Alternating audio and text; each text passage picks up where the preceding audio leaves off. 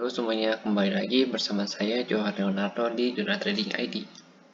Jadi pada kesempatan kali ini saya akan bahas kembali untuk update dari pair mata uang GBP USD. Kalau kita perhatikan di sini, GBP USD sendiri hari ini penurunan cukup banyak. Ya, seperti yang saya bilang bahwa jika masih terjadi rejection di daerah-daerah sini atau di 38.400, maka masih akan sangat mungkin untuk rejection ke bawah. Dan pada hari ini benar sekali si GBP USD terjadi rejection dan langsung turun ke bawah. Dan kira-kira penurunan sampai mana? Kalau penurunan sampai mana, kemudian kita ada bahas juga untuk base ya. Untuk base dia kira-kira target dia turun itu daerah-daerah sini di 37.500-an. Nah, untuk yang mau nonton video sebelumnya itu nanti akan saya taruh di pojok kanan atas sebelah sini. Kalian bisa tonton lagi untuk penjelasannya. Nah, di sini ada saya kasih ya, di sini yang kayak kemarin itu ada base-nya di sini, saya ada kasih, dan ini ada base-nya di sini.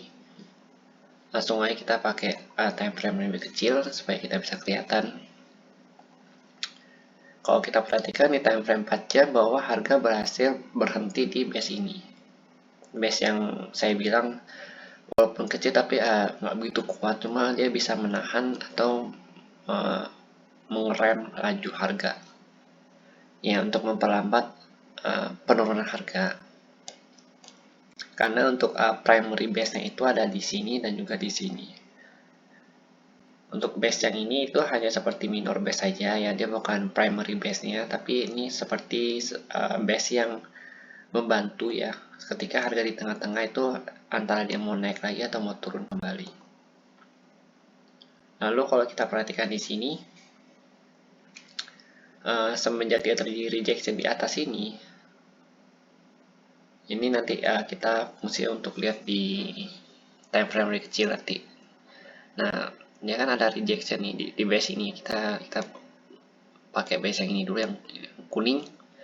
Nah, kuning ini merupakan base atas dia, primary base dia, yang dimana kita sebut sebagai supply area, dan ini adalah sebagai demand areanya. Nah, ini bisa kita jadikan patokan untuk weekly resist dan juga weekly supportnya. Nah, untuk demand area tersebut dia belum bisa menembusnya sehingga harga turun kembali, dan target dia kalau dia menembus ini kan pasti ditembus sama dia. Kalau misalkan si demand area di sini nggak kuat tuh akan ditembus kembali sama dia. Nah, target dia akan ke sini. Karena masih ada kemungkinan besar target dia untuk ke sini ketika dia menembus ini. Cuma saat ini harga masih tertahan di demand area yang ini, di harga sekitar 37.670. Nah, kita lihat lagi untuk di time frame lebih kecil. Kalau di time frame lebih kecil, kita bisa perhatikan bahwa sempat terjadi rejection ya di sini ya. Di sini sempat terjadi rejection, kita bisa lihat di scanner ini. Lalu, nah di sini dia menembusnya. Karena si trendline minor trend ini juga bertepatan dengan si base dia yang ini, dengan bibir atas base dia yang ini, yang weekly resistnya dia ya, atau bisa disebut dengan key resistnya dia ya. Ketika dia menembusnya ternyata gagal nih, dia kan menembus nih, gagal, turun lagi, dan akhirnya turun terus sampai retest. Dia sempat retest kembali ke atas ini, cuma gagal kembali dan akhirnya turun. Nah, biasa kalau dia turun begini itu harganya berarti menandakan adanya tekanan seller yang begitu kuat sehingga membuat harga turun. Kita bisa lihat dari candlenya yang menunjukkan bahwa ini ada candle merah yang super besar.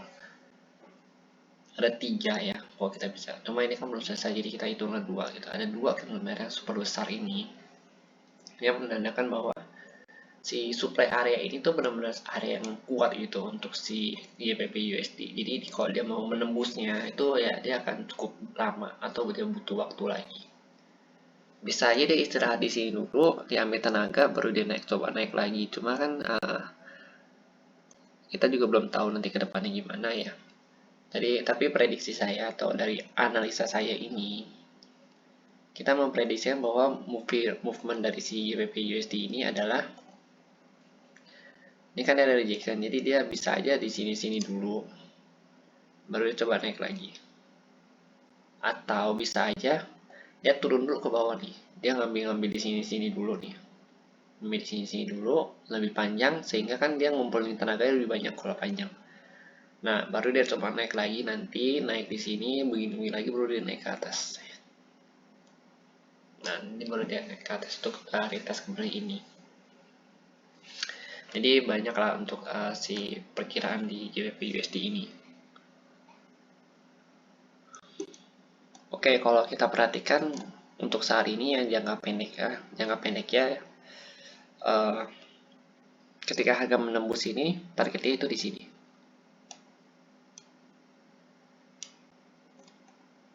Sorry, miring. Kita pakai ini aja. Targetnya di sini.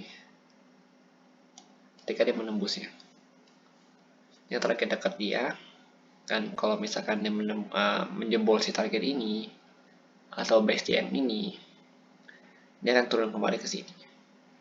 Tapi kalau dia nggak nembus atau dia berbalik seperti ini, ya otomatis dia berarti akan naik kembali ke sini. Tapi dengan syarat harus ada tatakan yang kuat di sini. Kalau di sini tatakan yang kuat juga percuma, dia pasti akan kembali lagi ke bawah untuk cari primary base-nya dia atau area supply yang baru, yang masih fresh untuk dia tempatin itu. Kalau kita perhatikan di sini kan dia sempat turun ya, tapi mantul, dia turun lagi, dia tetap mencari si demand area, supply area yang di sini atau base yang ini. Jadi ada kemungkinan juga dia akan turun kembali untuk menggapai si base atau si supply demand di sini, ya si supply area di sini, baru dia kembali naik. Patokannya ini.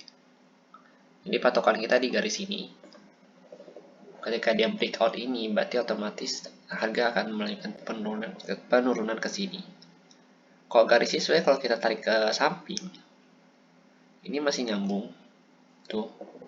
Ya, ketika harga masih bertahan di atas garis, harga masih akan terus melompat di area base ini.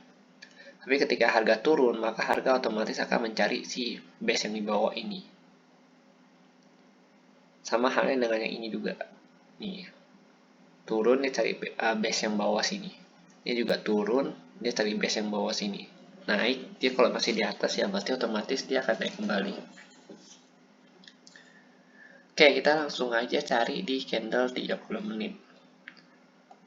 Kalau untuk entry opportunity saat ini saya lihat sih ada entry opportunity untuk buy ya. Tapi untuk short term. Kenapa? Karena dia berhasil bertahan di garis ini, di bibir base bawah dia di 37.664. Tapi pergerakan ini nggak akan besar movementnya, atau range-nya itu hanya sekitar di dalam kotak ini aja. Karena kalau kita perhatikan di candle sebelumnya, sini ada kotak ya, di sini dia juga mantul di sini dan ada rejection, akhirnya dia turun kembali harganya. Jadi ya untuk saat ini skala range-nya itu hanya di kotak-kotak ini aja, nggak jauh dari sini. Dan kalau dia mau naik kembali, dia harus melakukan retest kembali ya. Retest dulu begini, kalau di sini yang berhasil baru dia naik kembali. Tapi itu kalau kita perhatikan cukup berat, karena kan di sini kan saya perhatikan, ya saya bilang di sini kan ada candle yang cukup besar ya. Nah, ini menandakan bahwa sellernya itu sangatlah ganas atau sangat kuat di sini. Nah, kita lihat lagi untuk candle ini, dia mulai ada rejection di atas dan mantul di sini, reject di sini. Jadi untuk GBP USD sebenarnya kalau kita mau main scalping, kita bisa main di sini dengan kita benar-benar buy di sini dan harus ada konfirmasi dari candlestick tersebut. Nah, biasanya kalau kita mau main kecil ini, itu kita pakai candle 5 menit. 5 menit atau 15 menit. Karena si GBP USD ini menurut saya cukup cocok untuk dimainkan di time frame manapun. Tapi paling kecil saya sarankan itu ada di time frame 5 menit. Kalau kita perhatikan di time frame 15 menit kayak tadi ya, 15 menit itu kalau kita perhatikan di sini dia seperti membentuk sebuah base. Ya, di sini ada bentuk sebuah base. Jadi di sini dia ada bentuk base. Dan kita nggak tahu ketika dia breakout dari base ini baik itu ke atas atau ke bawah atau begini. Nah, dia ada dua kemungkinan nih, dua opsi nih dia. Mau ke bawah atau mau ke atas, karena kan dia lagi sideways setelah penurunan yang panjang ini. Setelah penurunan panjang ini dia ada opsi untuk istirahat dulu di sini, dan dia bisa aja lanjutin harga ke atas ataupun ke bawah nanti. Nah, kalau untuk long position saya sangat tidak menyarankan karena kita belum tahu juga harga akan kemana.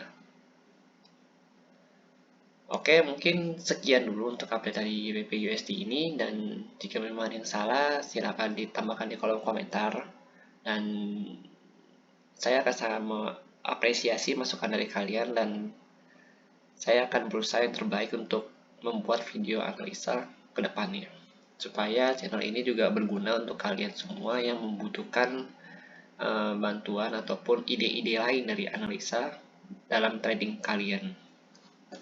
Terima kasih, dan jika suka dengan videonya jangan lupa untuk di like dan juga subscribe channel YouTube saya supaya saya bisa lebih semangat lagi dan lebih baik lagi dalam membuat video analisa seperti ini. Terima kasih dan sampai jumpa pada video berikutnya.